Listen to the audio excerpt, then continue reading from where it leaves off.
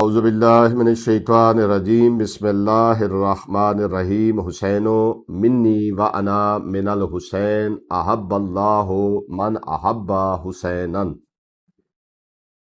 حسین مجھ سے ہے اور میں حسین سے ہوں۔ اللہ اس سے محبت کرتا ہے جو حسین سے محبت کرتا ہے۔ ناظرین کرام سلام علیکم۔ آج شہید انسانیت کی اس پروگرام کے اعتبار سے 33واں دن ہے۔ اس پروگرام میں آپ کو خوش آمدید کہتے ہیں۔ آج کی ویڈیو میں گفتگو کی جائے گی کہ جب خلیفہ سوم یعنی حضرت عثمان بن عفان کی شہادت کے بعد جب مدینہ شدید بحران کا شکار تھا تو کس طرح مسلمانوں نے مجبور ہو کر مولا علی علیہ السلام کے ہاتھ پر بیعت کی۔ آئیے اس تاریخی واقعے کی تفصیل جانتے ہیں۔ ناظرین کرام، تیسرے خلیفہ کہ دور کے آخری حصے میں مسلمانوں میں شدید بے چینی پیدا ہو گئی تھی اور مدینے کا محاصرہ کر لیا گیا تھا۔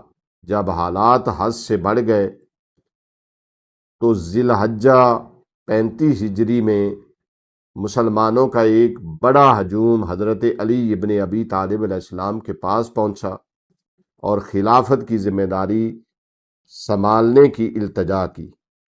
پہلے تو آپ نے انکار فرمایا، لیکن جب لوگوں کا اصرار حد سے بڑھ گیا تو آپ نے بیعت قبول فرما لی۔ آپ نے صاف اعلان کیا کہ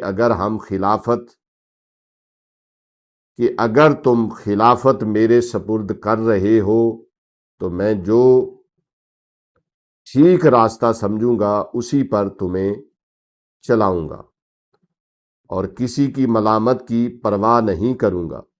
اس طرح دنیا نے دیکھا کہ خلافت اب اپنے اصل مرکز حق پر واپس آ گئی تھی اور امام حسین علیہ السلام نے اپنے والد کے شانہ بشانہ حکومت الہیہ کے قیام کے لیے تیار ہو گئے۔ ناظرین کرام، یہاں سے امام حسین علیہ السلام کی زندگی کا ایک اور اہم ترین باب شروع ہوتا ہے۔ آئیے اب چلتے ہیں آج کے آخری سوال کی طرف۔